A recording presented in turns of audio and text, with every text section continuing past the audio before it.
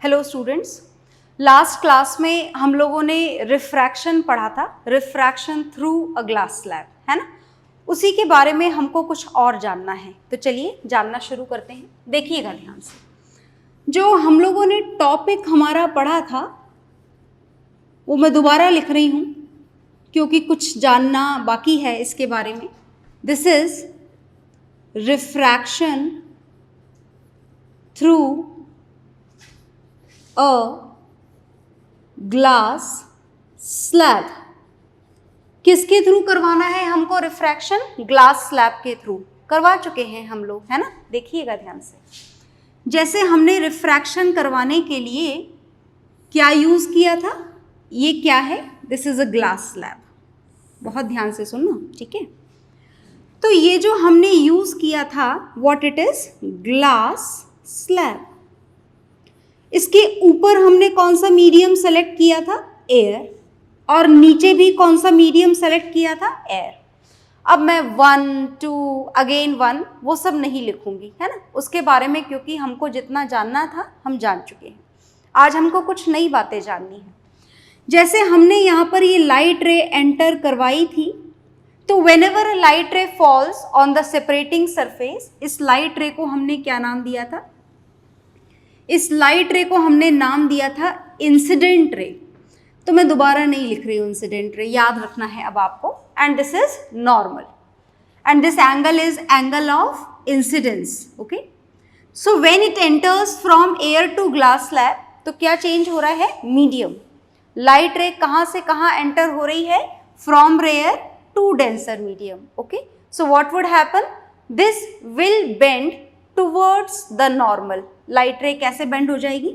Towards the normal. मतलब यूँ सीधे सीधे इसको जाना चाहिए था, पर ये गई नहीं। क्या हो गया इसका?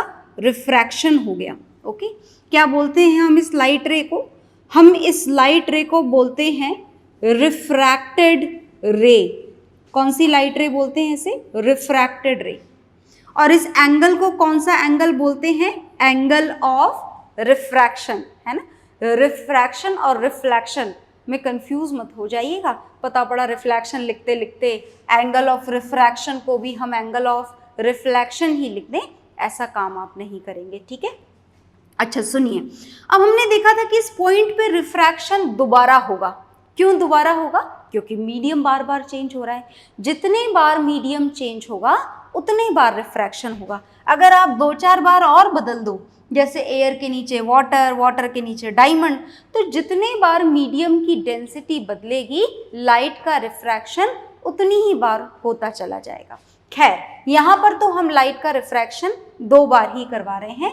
Once when it enters from air to glass, and now the light ray is going to enter from glass slab to air. अब लाइट रे कहाँ से कहाँ एंटर होगी? From glass slab to air. Is it okay? तो ये जो refracted ray है, now in this case it changes, it becomes an incident ray. अब ये लाइट रे क्या बन गई है? इंसिडेंट रे बन गई। पर हम लिखेंगे नहीं नाम बार बार बदल के, ये आपको अपने मन में समझ लेना है। And this angle will be equal to this angle. कारण याद है ना, मैथमेटिक्स में पढ़ते हो, देखो z बन रहा है और z वाले एंगल्स को हम क्या बोलते हैं? Alternate angles. क्या बोलते हैं? ऑल्टरनेट, ठीक है। Now this light ray will change again this medium from glass slab to air. So you can say the light ray is going to enter from denser to rare medium. तो क्या हुआ था भाई? Light रे दूर चली गई थी, ऐसे सीधे सीधे आ रही थी पर सीधे सीधे नहीं, दूर चली गई थी। और इस लाइट रे को हमने क्या नाम दिया था? इसको हमने बोला था, ऐसे बना देते हैं, यहाँ में कुछ और लिखना है क्योंकि, सो दिस इज एमर्जेंट रे। कौन सी रे है ये? Emergent ray. And this angle is known as angle of emergence. Is it okay? मैं यहाँ पर इसे आई डैश से डिनोट कर देती हूँ, इसे आप स्मॉल ई से भी डिनोट कर सकते हैं।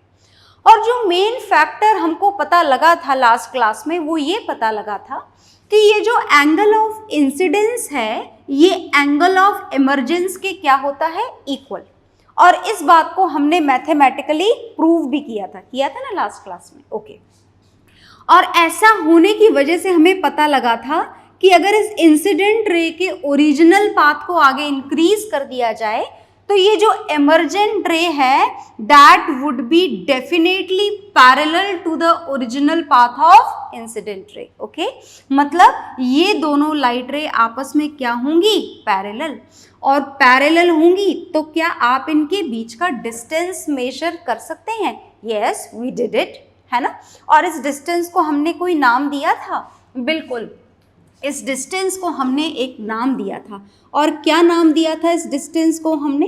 इस डिस्टेंस को हमने नाम दिया था लेटरल डिस्प्लेसमेंट। क्या नाम दिया गया था इस डिस्टेंस को? लेटरल डिस्प्लेसमेंट, है ना जी।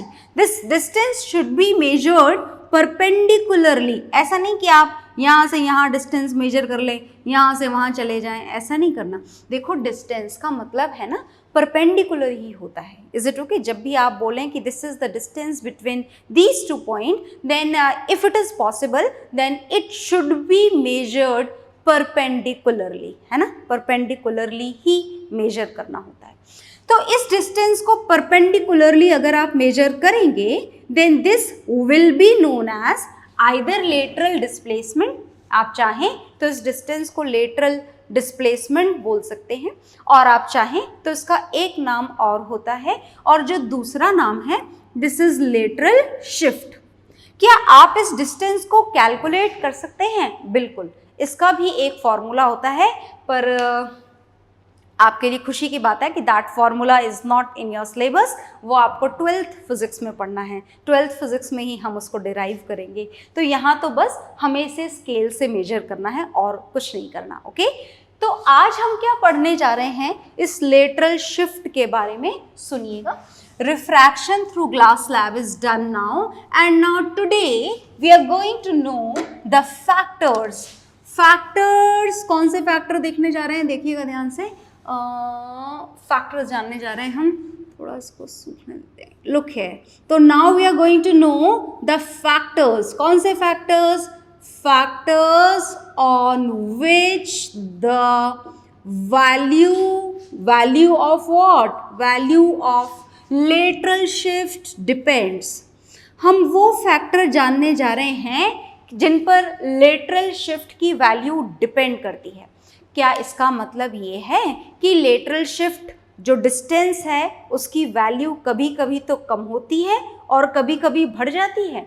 बिल्कुल, इसका मतलब यही है। ये लेटरल शिफ्ट की वैल्यू हर बार सेम नहीं रहती है, बदल जाती है। तो हमको आज यही जानना है कि कौन सी वैल्यू के बदलने से लेटरल शिफ्ट बदलता है ना। तो चलो जानना शुरू करते हैं, बहुत ध्यान से देखेंगे। First factor is this lateral shift या लेटरल डिस्प्लेसमेंट। को ऐसे लिख दूं मैं शॉर्ट में, समझ जाओगे ना आप। ये कोई स्टैंडर्ड सिंबल नहीं है, एलडी आप पता पड़े जहां मर्जी आए वहां लिख दो, है ना। आप फुल डिटेल में ही लिखिएगा लेटरल डिस्प्लेसमेंट पूरा, है ना। मैं यहाँ पर शॉर्ट में लिख रही हूँ पर क्योंकि मुझे बहुत सारी बातें लिखनी है यहाँ पर। तो look here very carefully. First factor on which this value of lateral shift depend is angle of incidence। किसके ऊपर डिपेंड करती है ये लेटरल शिफ्ट की वैल्यू? लेटरल शिफ्ट की वैल्यू डिपेंड करती है एंगल ऑफ इंसिडेंस पर। अब थोड़ा ध्यान से सुनना, इस साइन का मतलब तो समझते हो ना आप। इस साइन का मतलब होता है प्रोपोर्शनल। प्रोपोर्शनल का मतलब डिपेंड्स। क्या मतलब होता है साइन का? डिपेंड्स। मतलब लेटरल शिफ्ट की वैल्यू इस पर डिपेंड करती है। But now we have to know that how it depends. कैसे डिपेंड करती है? सुनिएगा ध्यान से। देखो जी, डिपेंड कुछ ऐसे करती है कि अगर इस साइन के लेफ्ट हैंड साइड और राइट हैंड साइड में लिखे हुए दोनों ही फिजिकल क्वांटिटी न्यूमरेटर और न्यूमरेटर में हो, तो क्या ये न्यूमरेटर और न्यूमरेटर में है? यस। डिनोमिनेटर तो दोनों साइड दिख ही नहीं रहा, मतलब है ही नहीं है ना, बिल्कुल भी नहीं। मतलब दोनों न्यूमरेटर में, और जब दोनों न्यूमरेटर में होते हैं तो इस साइन का मतलब पता है क्या होता है? इस साइन का मतलब होता है डायरेक्टली प्रोपोर्शनल। क्या मतलब होता है इस साइन का? Directly proportional. क्या आप डायरेक्टली प्रोपोर्शनल का मतलब समझते हैं? समझिएगा ध्यान से। डायरेक्टली, इस साइन का मतलब नहीं है डायरेक्टली प्रोपोर्शनल, याद है ना। इस साइन का मतलब तो सिर्फ प्रोपोर्शनल है। पर अगर दोनों चीजें न्यूमरेटर न्यूमरेटर में हो तो इस साइन का मतलब क्या बन जाता है, डायरेक्टली प्रोपोर्शनल। अब डायरेक्टली प्रोपोर्शनल का मतलब सुनिए, डायरेक्टली प्रोपोर्शनल का मतलब ये है कि अगर इसकी वैल्यू इंक्रीज होगी तो ये भी बढ़ जाएगा, अगर इसकी वैल्यू डिक्रीज होगी तो ये भी कम हो जाएगा। मतलब जो इसके साथ होगा वो इसके साथ भी होगा। यही मतलब होता है सिर्फ और सिर्फ डायरेक्टली प्रोपोर्शनल का। मतलब समझे ना आप? जैसे देखो, ध्यान से सुनना, थोड़ा समझना ही है बस, कॉन्सेप्चुअली बहुत ज़्यादा आप इसे मैथमेटिकली प्रूव फिलहाल नहीं कर सकते इस रे डायग्राम में, फिर भी सुनिएगा। जैसे ये पर्टिकुलर एंगल ऑफ इंसिडेंस है, whatever the value of this angle is, we are not at all going to measure it, है ना। पर अगर हमने ये वाली इंसिडेंट रे ली, इंसिडेंट रे तो कहीं से भी आ सकती है, ज़रूरी तो नहीं है ऐसे ही आएगी, बिल्कुल भी नहीं, ऐसे भी आ सकती है, ऐसे भी आ सकती है, ऐसे भी आ सकती है, कैसे भी आ सकती है। So this is the angle of incidence. इसकी वैल्यू फिलहाल हमें सबसे कम दिख रही है। तो अगर बात इस वाली इंसिडेंट रे की करें तो for this incident ray out of these 3 rays angle of incidence is minimum. In that case, this value of lateral shift is also minimum, है ना, out of these 3, okay? अगर हम बात इस सेकेंड रे की करें, इस सेकेंड रे की, ये हो गई रे नंबर 1, ये रे नंबर 2, ये रे नंबर 3। तो बात अगर आप सेकेंड रे की करें according to the figure which is here in front of you, तो इसमें एंगल ऑफ इंसिडेंस बढ़ गया, क्या दिख रहा है, क्या बढ़ा हुआ? बिल्कुल। देखो, हम सिंबल हमेशा अलग देते हैं, इसे आई दिया है तो I1, हालांकि फिगर में फिलहाल इन 3 रेज का कोई रोल तो नहीं है, आप एक ही बनाएंगे लेटरल शिफ्ट दिखाने के लिए। पर जो बात समझनी है वो सुनिए। बात समझने वाली ये है कि in this case angle of incidence increases, and as this angle increases this distance which is known as lateral shift also increases, है ना।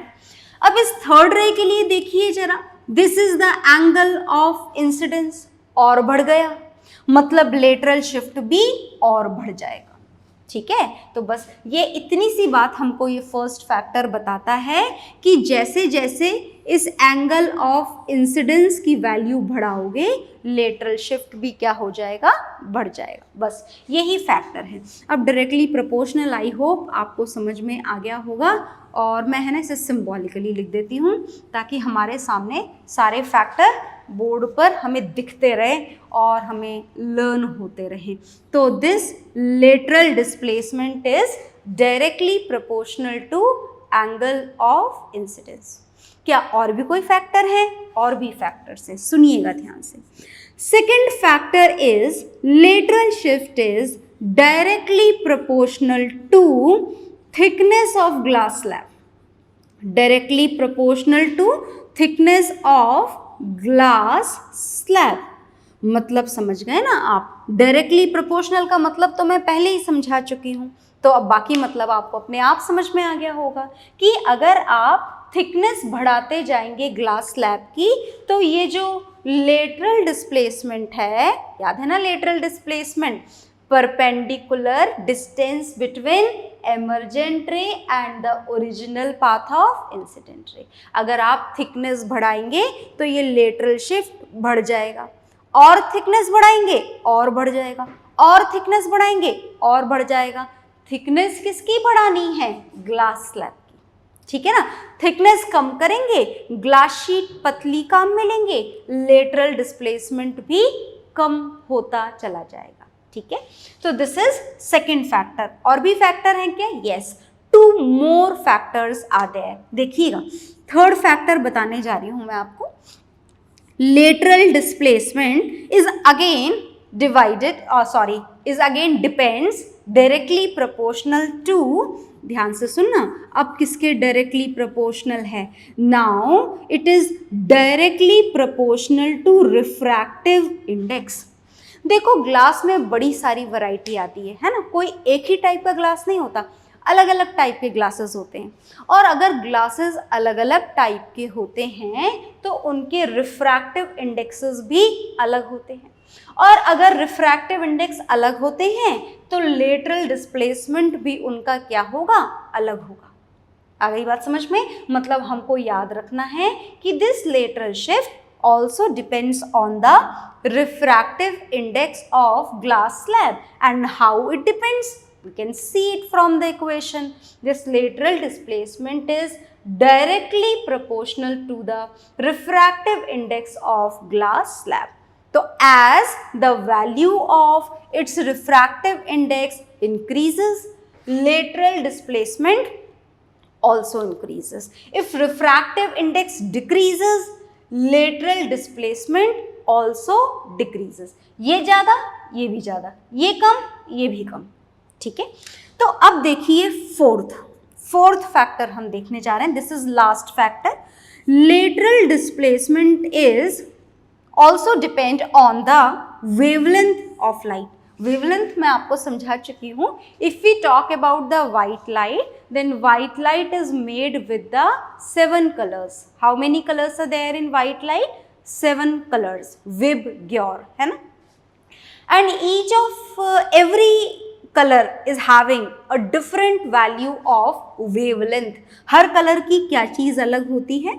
हर कलर की wavelength अलग होती है ना? क्या अलग होता है? wavelength. Now, how this lateral shift depends on this wavelength? Is it directly proportional? No. अगर एक फैक्टर न्यूमरेटर में है और दूसरा डिनोमिनेटर में, तो इस साइन का मतलब क्या बन जाता है? तो इस साइन का मतलब बन जाता है इनवर्सली प्रोपोर्शनल, है ना जी। तो एक ही साइन के अलग अलग मतलब होते हैं। अगर न्यूमरेटर में है तो डायरेक्टली प्रोपोर्शनल, न्यूमरेटर और डिनोमिनेटर में है तो इन्वर्सली प्रोपोर्शनल। क्या इन्वर्सली प्रोपोर्शनल का मतलब समझते हो? कि अगर वेवलेंथ को इंक्रीज करोगे तो लेटरल डिस्प्लेसमेंट क्या हो जाएगा? कम, और अगर इसे कम करोगे तो ये क्या हो जाएगा? ज़्यादा।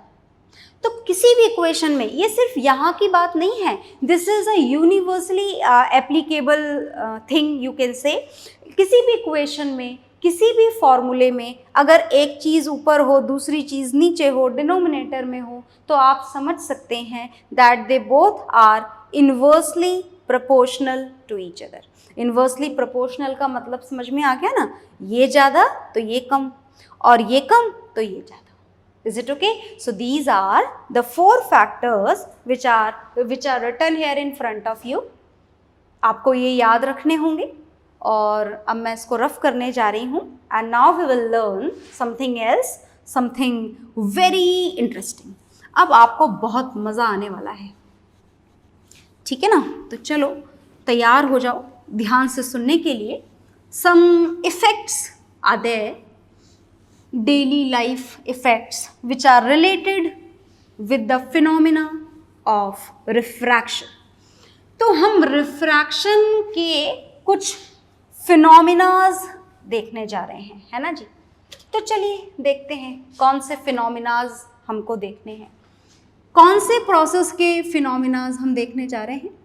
Same process, refraction. पढ़ी हम रिफ्रैक्शन रहे हैं, हमारा topic he refraction of light है। तो कौन सा फिनोमिना हम देखने जा रहे हैं, देखिए बहुत ध्यान से सुनना, बहुत मज़ा आएगा आपको। तो मैं यहाँ पर फिनोमिना लिख देती हूँ। कौन सा फिनोमिना हम जानने जा रहे हैं? हम कारण जानने जा रहे हैं। किसका कारण? कि अगर कोई टैंक आपने लिया हो, कोई बकेट आपने लिया हो, पानी का बकेट, कोई टैंक आपने लिया हो, कुछ भी हो, it should be filled with water. Condition is this only, है ना। किससे भरा हुआ होना चाहिए? पानी से भरा हुआ होना चाहिए। तो bottom of tank which is filled with water appears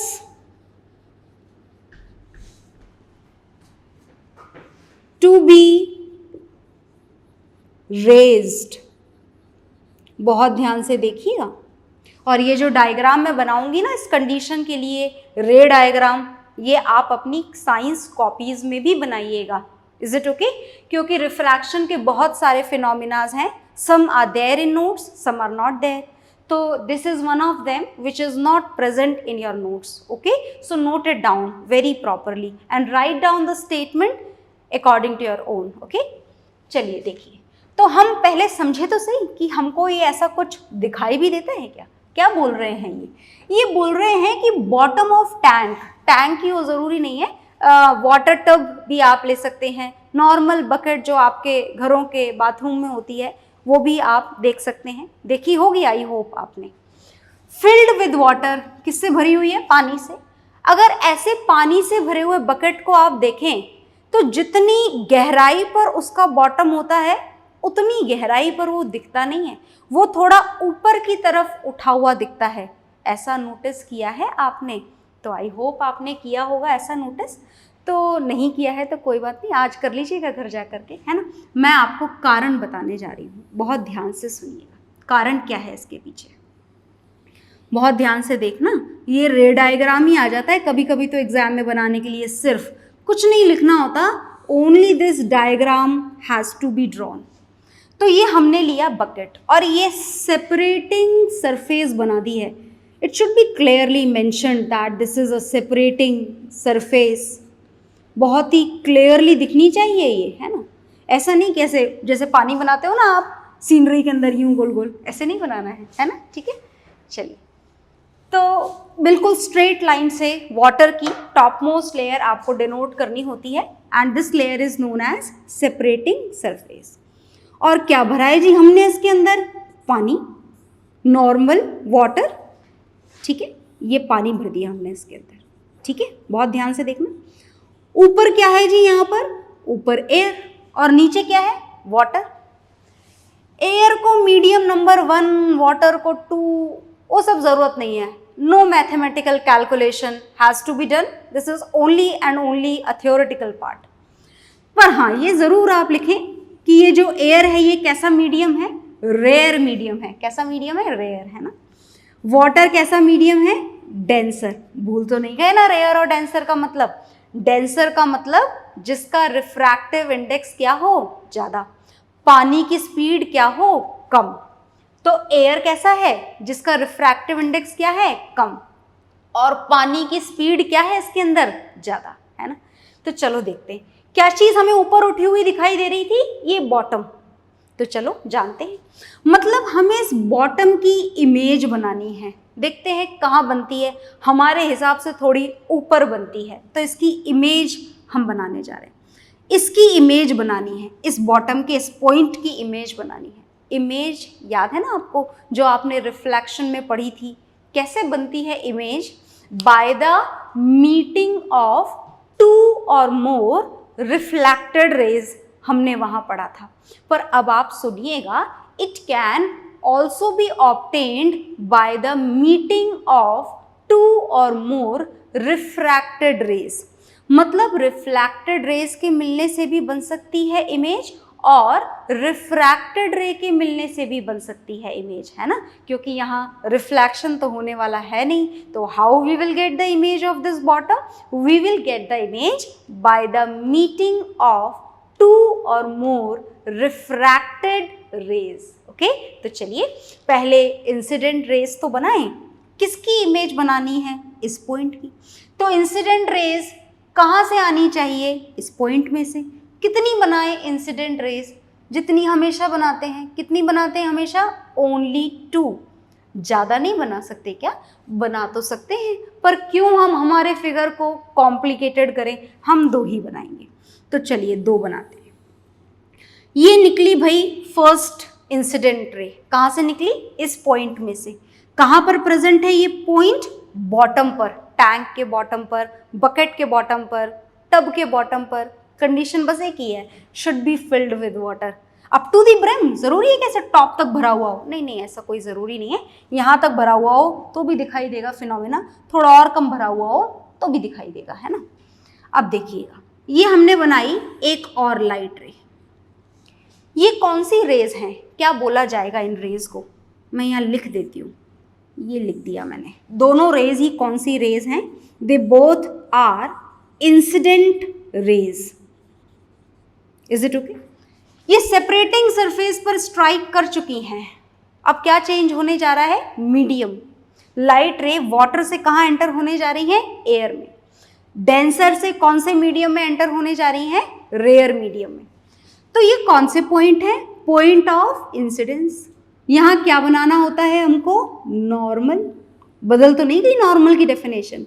normal की डेफिनेशन कभी नहीं बदलती है, बिल्कुल सेम रहती है। A line which makes an angle of 90 degree with the separating surface. Is it okay? ये कौन सा एंगल है? Angle of incidence. ये भी एंगल ऑफ इंसिडेंस। ये हमारे किसी काम के नहीं है फिलहाल, तो आप चाहें तो I1 I2 मेंशन करें और चाहें तो ना करें। मुझे तो बस याद दिलाना था कि these are the angle of incidence and these two are the incident rays, and now these rays will enter from water to air, from denser to rare medium. What would happen? Is it okay? क्या होगा? ये जो light रे हैं ये सीधे सीधे नहीं जाएंगी, ऐसे नहीं जाएंगी। क्या हो जाएंगी? They goes away from the normal. Normal से ऐसे दूर चली जाएंगी। गई दूर? बिल्कुल। ये भी ऐसे सीधे सीधे जानी चाहिए थी पर नहीं जाएगी। Goes away from the normal. ठीक है? तो ये वाली लाइट रे और ये वाली लाइट रे, ये दोनों ही कौन सी रेज हैं? रिफ्रैक्टेड रेज हैं। ये कौन सी रेज हैं? Refracted rays. अब ये जहां मिलें वहां पर इस पॉइंट ए की इमेज मिल जाएगी। चलो तो मिलाते हैं। मिलाओ भाई, ये बढ़ाते जाओ आगे, इसको भी बढ़ाते जाओ आगे, और बढ़ा लेना घर पे अपनी कॉपी के अंदर, और ज़रा कोशिश करना आगे जाके मिलाने की।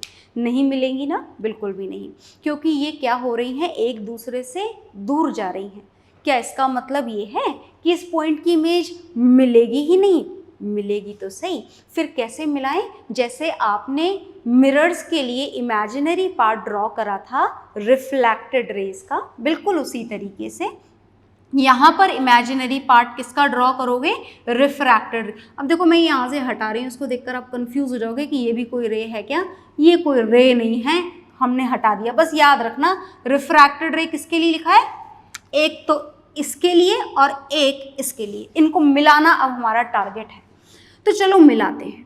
मिलाने के लिए पीछे ले जाएं, इनको पीछे ले जाते हैं। ये पीछे ले आओ। इमेजिनरी पार्ट है ना, इसीलिए डॉटेड लाइन से बनाना, कंप्लीट लाइन मत बनाना। रिफ्रैक्टेड रेज को बिल्कुल इन्हीं की डायरेक्शन में बिल्कुल सीधे लेकर के आते जाइए, और ये मिल गई। यहाँ पर मिल गई ना? बिल्कुल मिल गई। कौन से पॉइंट की इमेज बनी? पॉइंट ए की। है कहाँ पॉइंट ए? यहाँ। इमेज कहाँ बन रही है? यहाँ पर। तो मतलब समझ गए ना कि पॉइंट ए का मतलब सिर्फ पॉइंट ए नहीं है। पॉइंट ए का मतलब बॉटम है टैंक का, जो इतना नीचे है, पर असली में कहाँ दिख रहा है? इतना ऊपर दिखाई दे रहा है, क्योंकि इसकी इमेज कहाँ बन रही है? यहाँ।